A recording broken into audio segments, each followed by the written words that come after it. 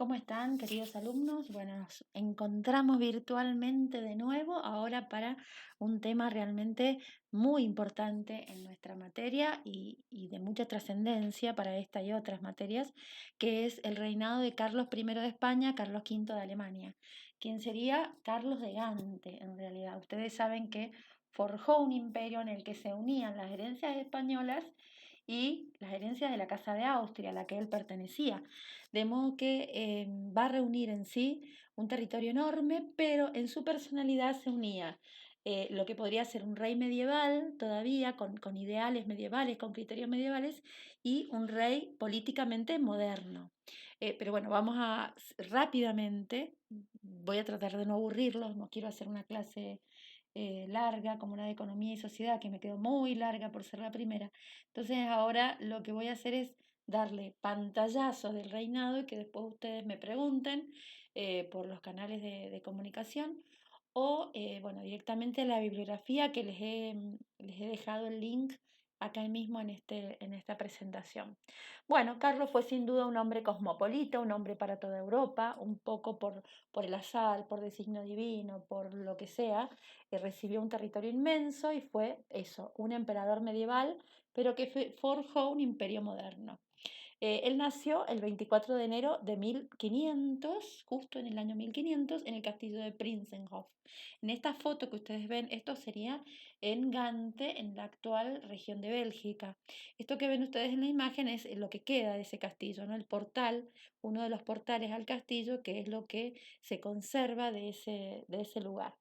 Era hijo, ustedes lo saben, de Juana la Loca, llamada Juana la Loca, Juana, la princesa heredera de Castilla, y de Felipe el Hermoso, el duque de Brabante o príncipe heredero de justamente de la Casa de Austria. Felipe el Hermoso, llamado así por sus dotes estéticas, evidentemente, para los criterios de belleza de la época, y Juana se habían casado con un compromiso pautado por los padres de ambos. El padre de Felipe era el emperador, pero ciertamente que congeniaron muy bien y Juana realmente estuvo muy enamorada de su esposo, tanto que llegó a la depresión, a brotes de locura, a brotes de histeria en esa relación en la cual Felipe la dominaba claramente y manipulaba esa situación. Felipe era un hombre muy mujeriego, entonces eso hacía estallar en celo a Juana. Razón por la cual, si bien tuvieron varios hijos, cuando Juana y Felipe tienen que ausentarse de Bélgica o de los Países Bajos para acceder al trono de Castilla, o en el viaje previo que hicieron Juana y Felipe, y en ese viaje ella estaba embarazada y da luz en España al segundo hijo varón, penúltimo de todos sus hijos, que es Fernando. em, Quedan a cargo los niños nacidos del matrimonio, que eran Leonor, Carlos, María e Isabel, quedan a cargo de su tía Margarita de Habsburgo. Margarita, a su vez, había sido la esposa del hijo de los reyes católicos. Ustedes saben que Juan de Aragón se había casado con Margarita de Habsburgo y el matrimonio duró unos meses porque él falleció después de la luna de miel. Eh, Margarita vuelve está embarazada, pierde el bebé, entonces se vuelve a su reino y luego es dado en matrimonio a un príncipe italiano que también muere y entonces ella directamente se instala en los Países Bajos, no queriendo ser otra vez pieza de la política matrimonial de su familia y se dedica con amor maternal real a los hijos de su hermano Felipe. Eh, Margarita hablaba en francés, de modo que sus sobrinos crecieron hablando francés, hablaba muy poco alemán Carlos cuando crece y nada de español. Entonces el idioma del palacio era el francés y Margarita, por influencia italiana también, por la influencia de ese matrimonio italiano, se había imbuido de la cultura renacentista, entonces se rodeó en el Palacio de Malinas, en Bélgica, se rodeó de pintores, eruditos, estudiosos, músicos que completaran la educación de sus sobrinos. Junto a esos sobrinos también habían otros príncipes que crecían allí, como un príncipe de la casa de Orange, una de las princesas de la casa de Francia, de modo que era una especie de palacio escuela donde los niños recibieron una formación política renacentista de alto, de muy alto nivel. Entonces Margarita podemos decir que es la encargada de forjar en él al emperador que después vamos a conocer en gran medida. Por otro lado, tenemos que decir que esta forma, por supuesto que él conoció muy poco a su madre y aparte que ya cuando Carlos creció, cada vez fueron más frecuentes los ataques de inestabilidad emocional que tenía Juana, entonces era lo más común o lo más cotidiano era el trato con su tía más que con su madre.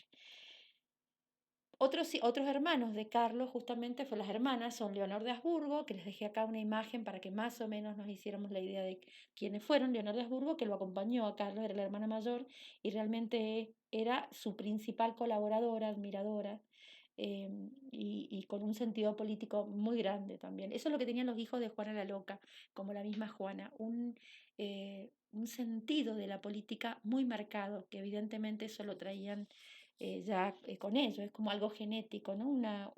Eh, una practicidad política que Juana, aun cuando estaba cada vez más depresiva o inestable, no perdía. Leonor de Habsburgo es la mayor y se casó con el rey de Portugal y luego con el rey de Francia. Era la hermana mayor con la que él va a hacerse cargo del trono de Castilla.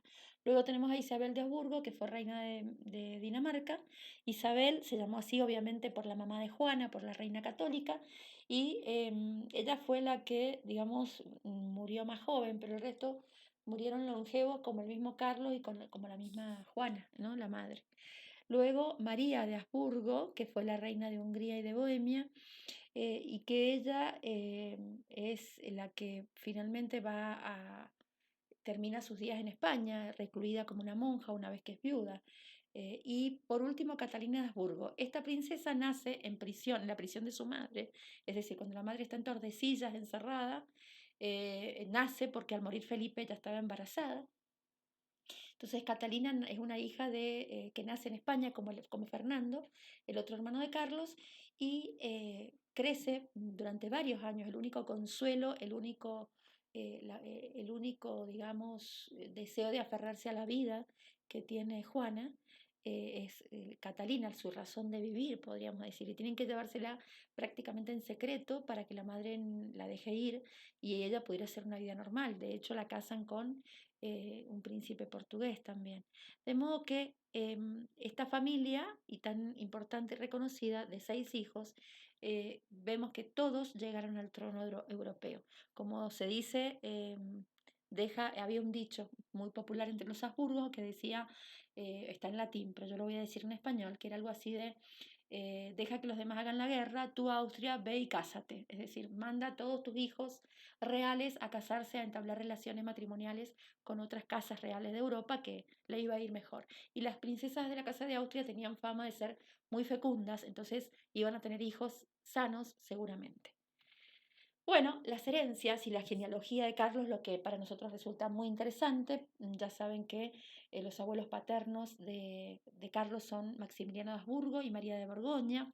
A su vez, María de Borgoña era hija de una princesa de la casa de York, de la casa inglesa de York, mientras que Isabel de Castilla era nieta de una princesa de Lancaster. O sea que fíjense que en Carlos también hay raíz de estas dos familias rivales inglesas, los Lancaster y los York, la rosa blanca y la rosa roja, ¿no? Entonces, fíjense cómo por esos azares del destino y por los cruces matrimoniales llegan en la persona de Carlos a unirse varias casas reales históricas. Entonces, por un lado tenemos la María de Borgoña, Maximiliano de Habsburgo, que son los padres de Felipe el Hermoso, y a su vez Felipe el Hermoso, Felipe I para Castilla, papá de Carlos. A su vez, Fernando de Aragón, Isabel de Castilla, son los padres de Juana la Loca, casada con Felipe el Hermoso, bueno, tienen estos 6 hijos de los que hablamos, y de ellos van a ser, de Carlos I van a ser Felipe II y de Fernando van a ser Maximiliano II. De esas dos ramas, que serían las dos ramas de la Casa de Austria, la Casa de Austria española y la Casa de Austria oriental, van a haber también diferentes cruces matrimoniales y, bueno, y una consanguinidad muy marcada que va a empezar a traer taras, ¿no?, importantes en los príncipes que van naciendo. Porque, como ustedes ven, las casas, las dos ramas de la Casa de Austria se casan en forma endogámica. Vamos a ver también las herencias, las posesiones heredadas, que eso es muy importante para que comprendan el alcance de la herencia del reinado de Carlos. Fíjense que tenemos en este caso el reino de Castilla, que está en amarillo claro, el reino de Aragón, que está en color lila, un rosa fuerte lila, junto a las Islas Baleares, Cerdeña, Sicilia y Nápoles. Todas esas eran posesiones de su abuelo Fernando. Con Castilla va a ir, por supuesto, esas posesiones en África, como Melilla, Orán, Argel, Bujía y Túnez, y también las posesiones americanas. Luego tenemos bordeado por una especie de hilo dorado los límites del Imperio Alemán. No lo marcamos acá con color, porque para el Imperio Alemán no es que Carlos lo hereda. El cargo de emperador era elegible y para eso votaban siete, perdón, electores entre príncipes y religiosos, y estos votos se compraban. Por eso Carlos, si bien va a tener más chance, porque es el nieto del emperador anterior y tiene como el manejo, ¿no? Y como que la Casa de Austria estaba muy ligada al imperio, los dominios familiares de los Habsburgos era Austria, que ahí lo ven ustedes en un azul un poco lila, en el centro de Europa. Pero el imperio en realidad era como una proyección casi natural de la Casa de Austria, era como muy natural que lo heredara o lo poseyera la Casa de Austria. De modo que Carlos va a tener como un voto de confianza ya de entrada, aunque va a tener que comprar los votos. Para esa elección imperial también se va a presentar el eterno enemigo de Carlos, Francisco I de Francia, y después alrededor de ese imperio también van a estar las otras posesiones heredadas de Carlos, de su abuela, María de Borgoña, que es ella como duquesa de Borgoña, por supuesto que hereda los derechos de ese ducado, pero también el Franco Condado, que hoy sería más o menos la región de Suiza, el Luxemburgo, que hoy sería el Principado de Luxemburgo, y los Países Bajos, actualmente Bélgica y Holanda. Estos serían los territorios heredados. Lo vemos en un nuevo mapa, un poco más cerca. Toda esa zona naranja que ven en el centro norte es lo que es el Imperio Alemán. Y bueno, en este mapa hay algunas regiones más marcadas. Y en el caso de Aragón-Cataluña, vemos también, digamos, dividido los reinos de Fernando, ¿no?, en Aragón y Cataluña, justamente, y Valencia. Bueno, estos serían las herencias que él recibe: austríaca, aragonesa, borgoñona y castellana. Pero dentro de y bueno, y por supuesto que el territorio azul es el del centro, son las posesiones familiares, eso sí lo heredaban, donde estaba Austria, Estiria, Carintia, Carniola, ¿no? Y esa era la región propia de los Austrias, de la Casa de Austria. En esta imagen vemos a Juana, que en el cortejo fúnebre de su esposo Felipe demuestra claramente que no está bien, que no tiene manejo de su propia voluntad. Ustedes saben que hace un largo recorrido, si vieron la corona partida, ven el progresivo deterioro de Juana y el manejo que se hace de ese deterioro, por supuesto, el manejo que hacen, por un lado, el padre de Juana, que no quería que el yerno se quedara con la herencia, y el esposo de Juana, que es quien realmente tiene una ambición de poder tremenda, y ya por supuesto en los Países Bajos se había querido hacer nombrar, se había nombrado heredero de Castilla. Entonces, bueno, Juana ya al borde de su depresión tan marcada, de su neurosis, bueno, está representada en este cuadro en la muerte, en el traslado del féretro de su esposo Felipe. Este es el castillo prisión en Tordesillas, donde Juana queda recluida definitivamente, y ahí se crea eso se dice que es como una especie de mito o de pantalla, pero que la reina es Juana y reina en conjunto con su hijo Carlos. Y siempre Carlos puso tuvo en cuenta eso, ¿no? Nunca se sintió el rey él solo. Y Juana, en los momentos de lucidez, apoyaba la gestión de su hijo, justamente. Pero en este castillo ya pasó el resto de su vida y murió también muy grande, poco tiempo antes de su hijo. Según Comellas, hay ciertas etapas del gobierno de Carlos, tres etapas importantes, que son la etapa española entre 1517 y 1529, que salvo el viaje que hace Carlos en pos de la consecución de la corona imperial, Carlos pasa en España. Vamos a ver qué pasa ahí. Luego hay una etapa mediterránea entre 1530 y 1544, donde el centro de la acción es el empeño de oponerse a los turcos y a la vez intentar reunir un concilio de todos los católicos, un concilio cristiano, para poder para poder solucionar rápidamente el tema de Lutero. Porque en la idea cristiana, de imperio cristiano que tenía Carlos, era imprescindible la paz entre los cristianos, entre los reyes cristianos, para juntos emprender la última cruzada contra el turco, contra el imperio turco. Bueno, justamente él pensaba que si se solucionaba el tema de Lutero rápidamente, tema que vamos a ver en nuestra próxima clase, si se solucionaba rápidamente ese tema, bueno, era más eficaz justamente la acción contra el turco. Y luego una etapa germánica entre 1544 y 1556, que es como el sinceramiento o el bajar las armas por parte de Carlos con respecto a sus sueños y a sus ideales anteriores, donde esa idea imperial ya evidentemente no se ha concretado como él quería, y se va a centrar justamente en el fin del problema protestante y además del tema de la sucesión, que para él va a ser, fíjense lo que es lo que hoy sería una persona de 56 años, bueno, 58 tiene Carlos cuando muere, una persona relativamente joven para la actualidad, pero en la época Carlos estaba muy deteriorado, especialmente por una enfermedad que es la gota o una especie de artritis, reumatismo muy, muy marcado, que prácticamente no le permitía caminar, no le permitía moverse. O sea que estaba muy deteriorado ya su salud y le preocupa el tema de la sucesión. Vamos a ver entonces rápidamente algunas de las etapas, algunas de estos pasos a pasos que se han marcado del reinado de Carlos. Bueno, Carlos va a llegar con 16 años, va a llegar a España con su hermana Leonor, con digamos, una corte, eh, rodeado de funcionarios extranjeros, sobre todo a Adriano de Utrecht, que es uno de sus principales colaboradores.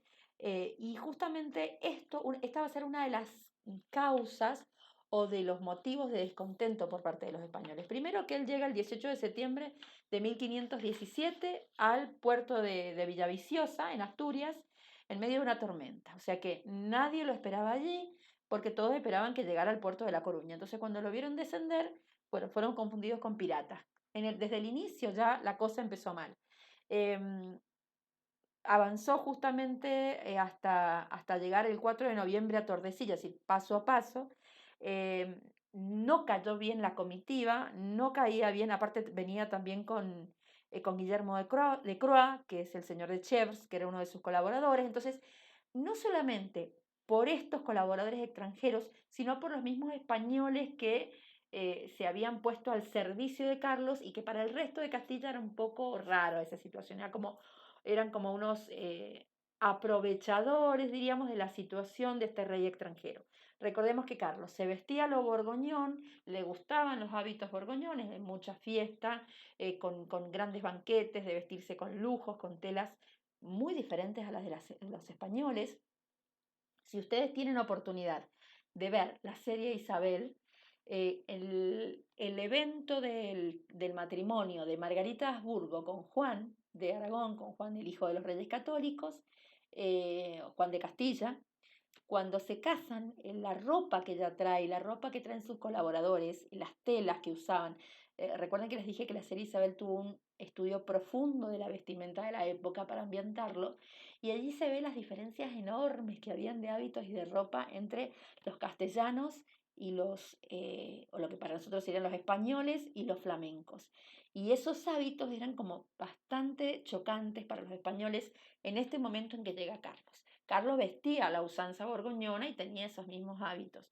De modo que esto ya a la imagen misma ya rechazan los españoles. En 1500, perdón, el 4 de noviembre de 1517 llega Tordesillas para ver el estado de la reina. Dicen que la reina no los reconoce, le dicen acá están sus hijos, y ella dice, no, estos señores no son mis hijos son pequeños. Claro, la última vez que los vio, sus hijos eran niños muy chiquitos, de 4 y 6, 7 años. A partir de ahí, y hasta que llegó a España, eh, ellos no vieron a sus padres y estuvieron bajo la educación de la tía Margarita. De hecho, la primera hija que tuvo Carlos, una hija natural, una hija fuera del matrimonio, le llamó Margarita en honor de su tía.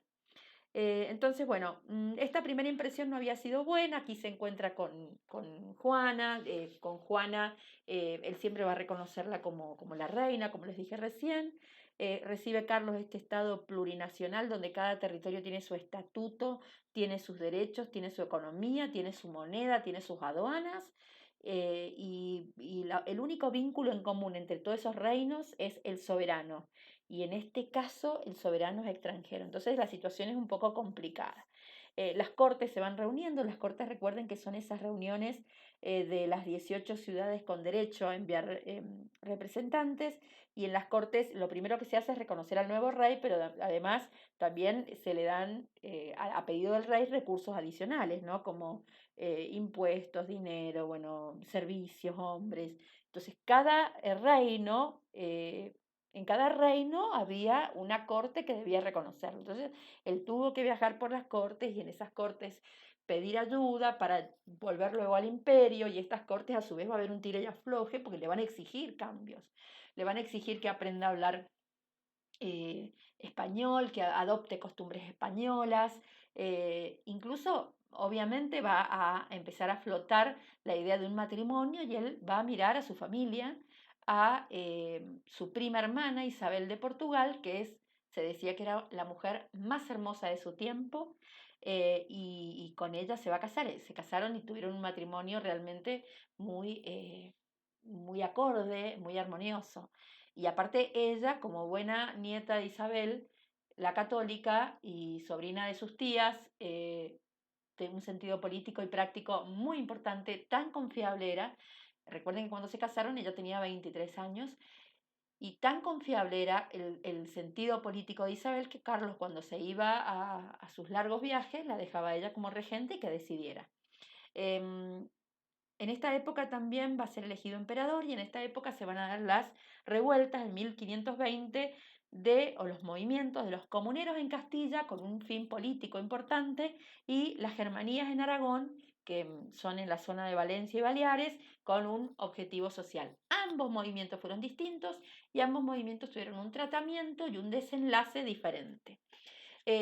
Luego de esta etapa de residencia en España, yo aquí les dejo una imagen de la pintura del cuadro famosísimo de Isabel de Portugal, pero al lado la imagen de la actriz que en la serie Carlos, Rey Emperador, eh, se hizo para Isabel, justamente ambientándola igual al cuadro, con el peinado, los collares y los vestidos, un poco para que nosotros viéramos cómo era la usanza, ¿no? de la época, y cómo la dignidad que tenía, eso se destaca, ¿no? La dignidad y la delicadeza propia de Isabel, que fue realmente el gran amor de Carlos, aunque tuvo hijos ilegítimos, bueno, y tenía hijos, una hija previa al matrimonio con Isabel. Isabel era su prima. Su boda con Isabel de Portugal, nos dicen dos escritoras. A mí me gusta mucho destacar, ¿no?, la labor de las reinas, no solamente del rey, porque detrás de un rey tan importante, sin duda que había una colaboración femenina, que por ahí está un poco más silenciada. Pero nosotros ahora lo vamos a rescatar. Y hay dos libros que me interesa que recordemos, que son, esto no es bibliografía obligatoria ni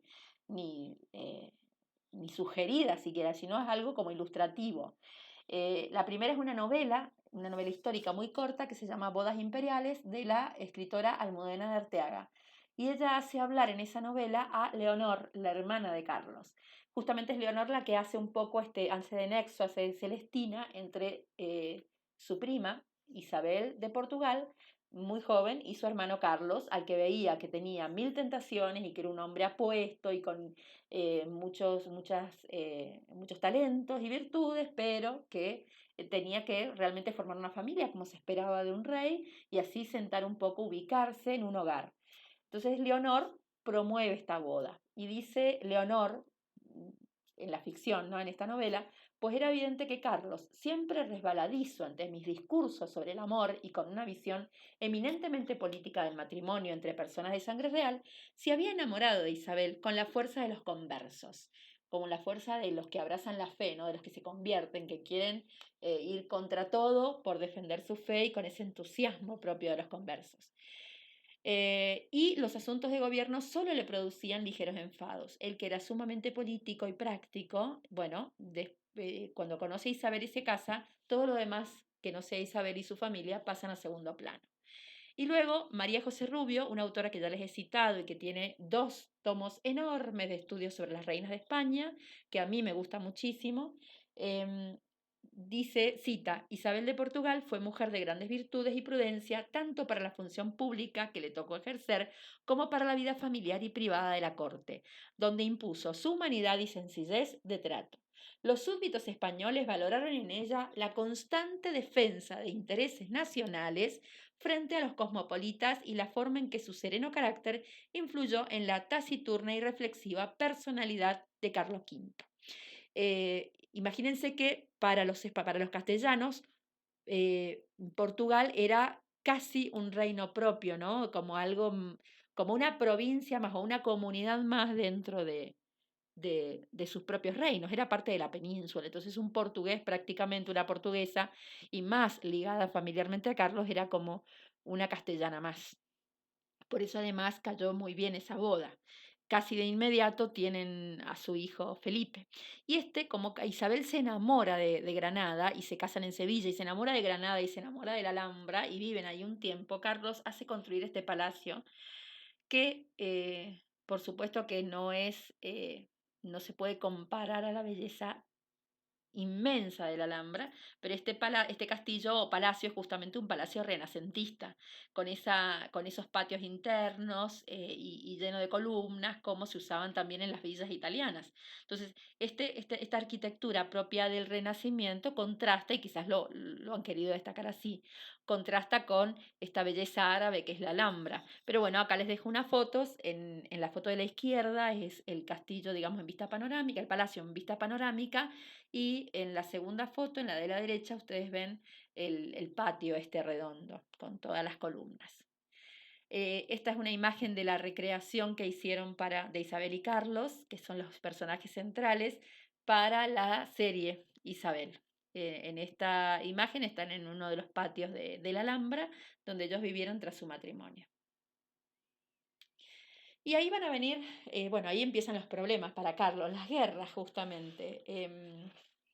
Primero que en 1519 es informado, estando en Barcelona, es informado de que ha muerto el emperador, su abuelo, emperador Maximiliano, y que tiene que pagar a los electores una considerable suma de dinero eh, justamente para ser elegido.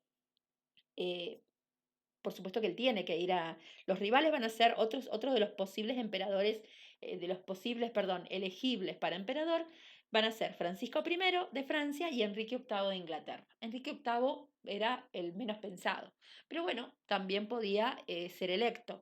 De hecho, acá es una cuestión de ver quién compra mejor los votos. La mejor propuesta seguía siendo, por supuesto, la de Carlos. Pero bueno, iba a necesitar dinero para eso, entonces, bueno, va a pedir a las Cortes, va a pedir a Castilla que le ayuden. Dice Lucien Febvre que esta elección más bien fue nacionalista, él se sentía parte que tenía sangre imperial, porque era Habsburgo, porque era alemán, entonces no podía ser que él no ganara el imperio frente a un francés o un inglés. Eh, bueno, viajó a Alemania y ahí fue coronado en Aix-la-Chapelle en 1520 como rey de los romanos. para él la dignidad imperial, bueno, tenía también algo de religioso, ¿no? Era la idea de restaurar aquel imperio cristiano medieval.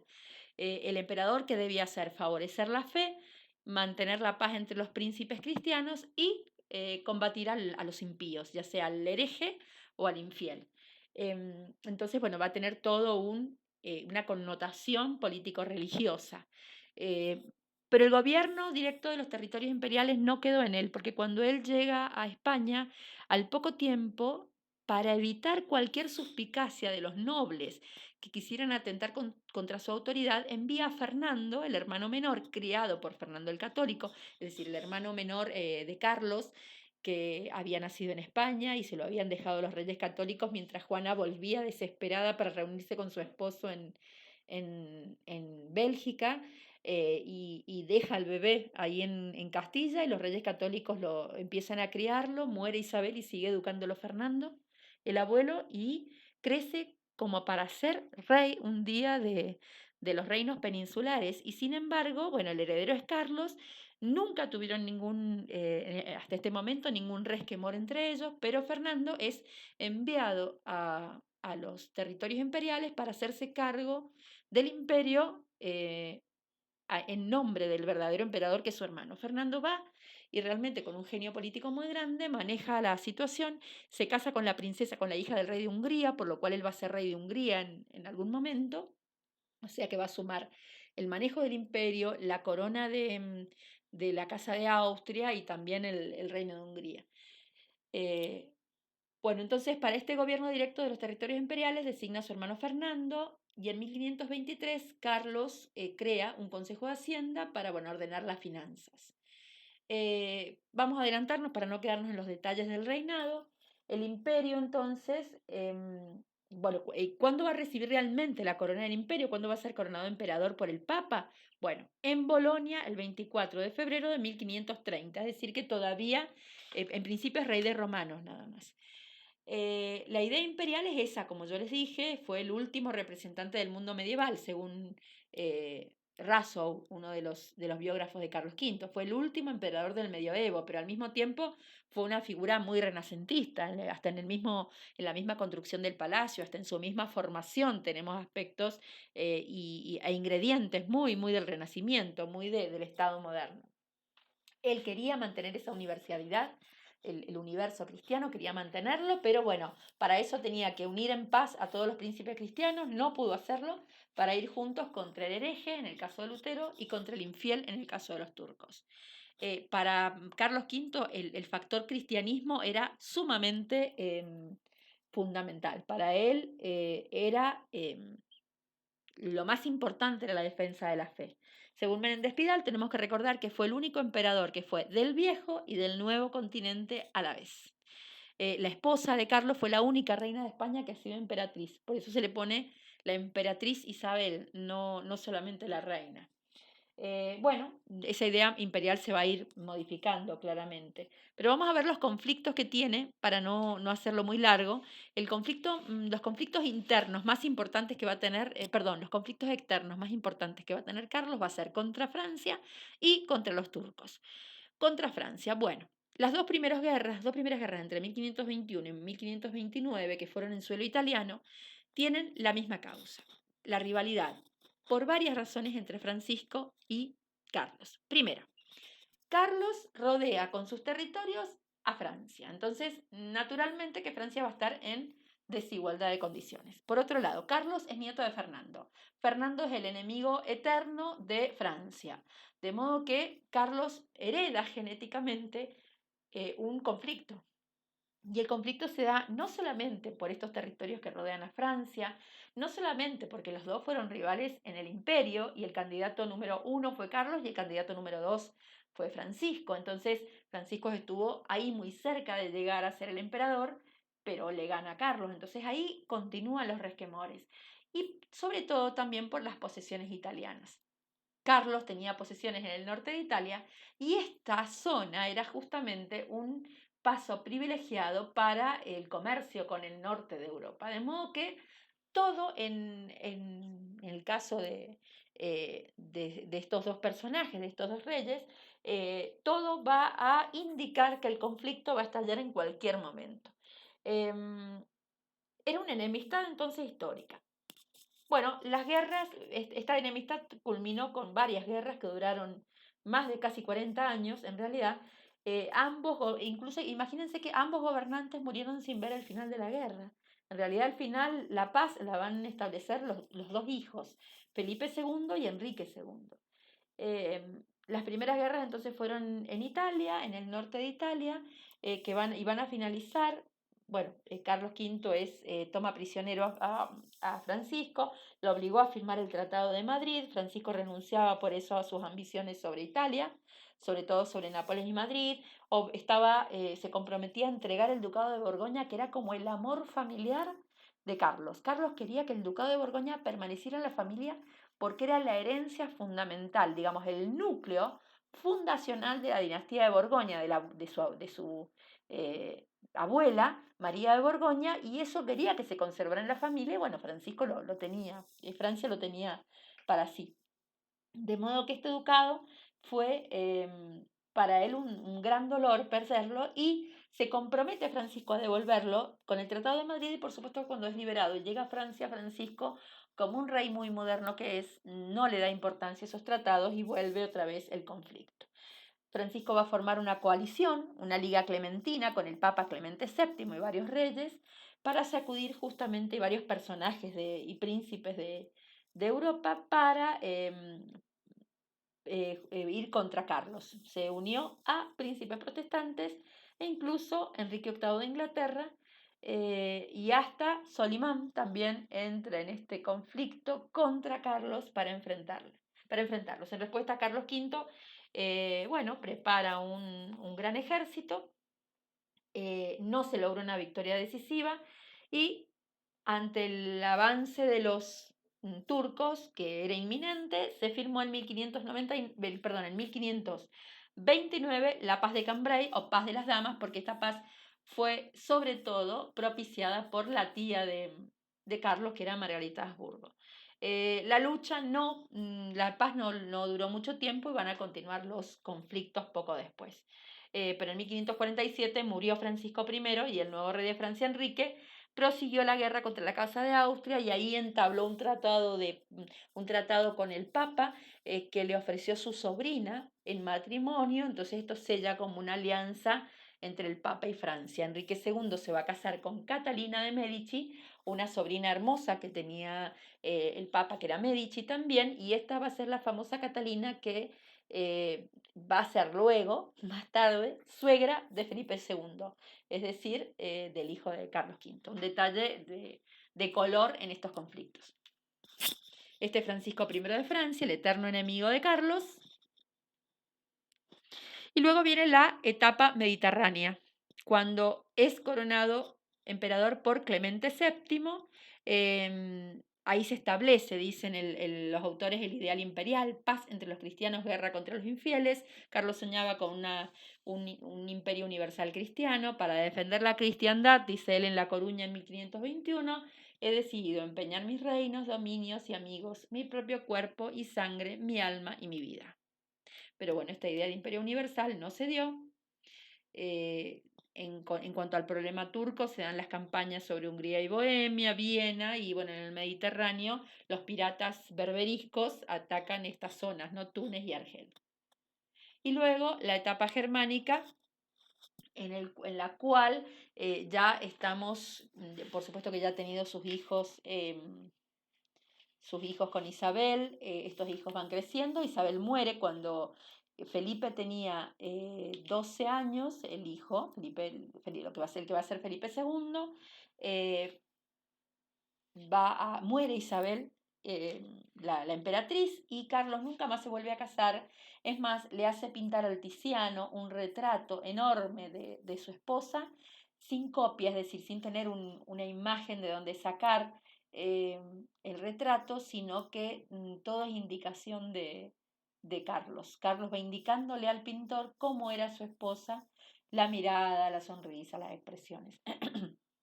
Quedó sumamente triste por la muerte de su esposa, y nunca más volvió a casarse, nunca más, es decir, ya tenía hijos, no pensó en la sucesión como podía pasar en otros reyes, y finalmente va a ser la última etapa, ya la etapa donde está más enfermo y donde va formando a Felipe para que se haga cargo de España. En cuanto a los protestantes, tenemos que tener en cuenta que es la época esta donde quiere solucionar el tema de los protestantes por medio de un concilio, pero el concilio no va a ser eficaz. De hecho, él se da cuenta ahí que nosotros vamos a ver, cuando veamos Lutero, vamos a dar una imagen, un pantallazo de la relación entre Lutero y el emperador, la vamos a retomar este tema, pero yo les adelanto que Carlos ahí se decepciona. No, después de la dieta de Habsburgo no vuelven a verse ni el emperador con Lutero, y va a darse cuenta prontamente Carlos que la solución no es tan simple como él la preveía y que el concilio no va a solucionar las diferencias ya tan arraigadas entre católicos y protestantes. En este concilio de Trento van a descollar los teólogos españoles con su claridad de conceptos. ¿Por qué? Porque justamente son el fruto de esa purga o de esa reestructuración o reforma que había planeado Isabel la Católica con el cardenal Cisneros, de ir modificando las costumbres y cambiando de hábitos en los monasterios, y que los monjes fueran realmente monjes con hábitos propiamente de su función, de su vocación. Igualmente la formación del clero. Bueno, esto se demostró en la actitud de los teólogos españoles en el Concilio de Trento. Finalmente, el fin del reinado está marcado por un consejo de familia, porque cuando Carlos lleva a Felipe de gira por el imperio y por los territorios familiares y por los territorios heredados de su abuela, María de Borgoña, bueno, él quiere que Felipe caiga bien para ser elegido también electo emperador. Imagínense lo que hubiera sido el imperio de Felipe con ese factor también. Pero ni los alemanes se entusiasmaron con Felipe, ni Felipe quería salir de España, de modo que se hizo un consejo de familia, y de ahí surgió la decisión de que Fernando se hiciera cargo del imperio, fuera el emperador, y su hijo Maximiliano II va a ser el heredero posterior a Fernando. Esa herencia, digamos, esa rama imperial de la familia de Carlos va a quedar en manos de Fernando. Paradójicamente, el que creció y se educó en Castilla a la sombra de su abuelo Fernando.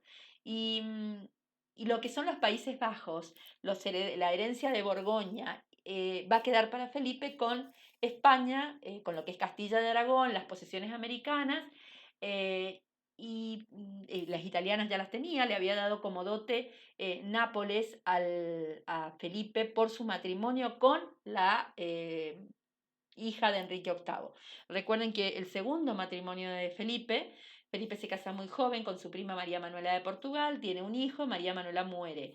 Luego se va a casar con su tía, es prima de Carlos, María Tudor. Cuando se casa con María Tudor, se lleva a Felipe como dote, digamos, esta posesión italiana, la zona de Nápoles, de modo que ya era de Felipe. Cuando Carlos muere, cuando Carlos abdica, deja el trono, que está ya ahora esta idea de imperio, del imperio, de las posesiones, perdón, imperiales separadas. Está todo esto, estas posesiones italianas, peninsulares y los Países Bajos, va a quedar para Felipe, y como les dije, los territorios familiares de la Casa de Habsburgo originales para Fernando junto al imperio. Para terminar, para concluir el reinado de Carlos V, perdón, Carlos I para España, V para Alemania, además de mostrarles la bibliografía, donde ustedes pueden hacer clic directamente en el título y los va a llevar a la bibliografía, les voy a leer un breve resumen del legado de Carlos. Para Domínguez Ortiz, el Imperio Universal de Carlos fue el más cercano a serlo por sus resonancias ideológicas, la dimensión mundial de sus territorios, Europa, América y África, y porque fue el primer hombre universal. Palacio Attar destaca que no va a lograr la paz imperial cristiana, porque ya había diferencias, por un lado nacionalistas, típicamente modernas, y también por la cuestión religiosa.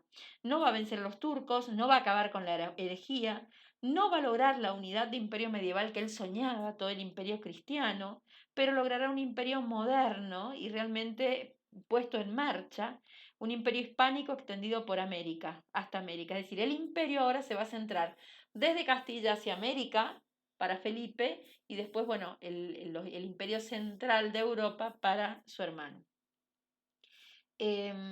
Dejó las puertas abiertas al establecimiento del Imperio Español, es decir, que como que sentó las bases del Imperio Español.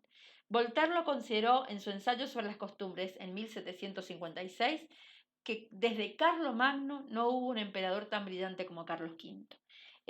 La serie que se hizo sobre Carlos en televisión española no tuvo la resonancia que tuvo Isabel, si bien surgió un poco como eh, un corolario de esa misma serie de 3 años. Esta solo logró una temporada y no fue muy bien lograda. Sí se puede ver, justamente como yo les decía, ¿no? Las locaciones, cómo eran cómo se manejaban las cortes, cómo era la forma de vida, de vestirse, el temple, el carácter de Carlos, su aspecto físico, ¿no? Era un hombre de rubio rojizo, de ojos claros, es decir, tenía mucha herencia austríaca y quizás hasta de su abuela materna, de Isabel, que tenía también esos rasgos. Pero no es una serie donde nosotros podamos descansar en los datos históricos como sí en gran medida en la serie Isabel. De todos modos, bueno, ustedes pueden ver algunas imágenes para ubicar al personaje y a su época y como siempre la bibliografía. Baldeón no tengo en el Drive, no lo tengo digitalizado, no podemos acceder en este momento al libro Historia de España 2, Imperio Español, pero lo dejo en las páginas por si en algún momento volvemos a tener libros físicos al alcance de nuestra mano. Cualquier duda que tengan, por favor, no duden en preguntarme, en consultarme por el aula virtual, por el mail o, bueno, en algún momento haremos una clase de consulta a través de videoconferencia y, bueno, ahí pueden hacerme las preguntas. Les dejo un saludo grande y nos encontramos en la próxima clase que es la reforma de Lutero.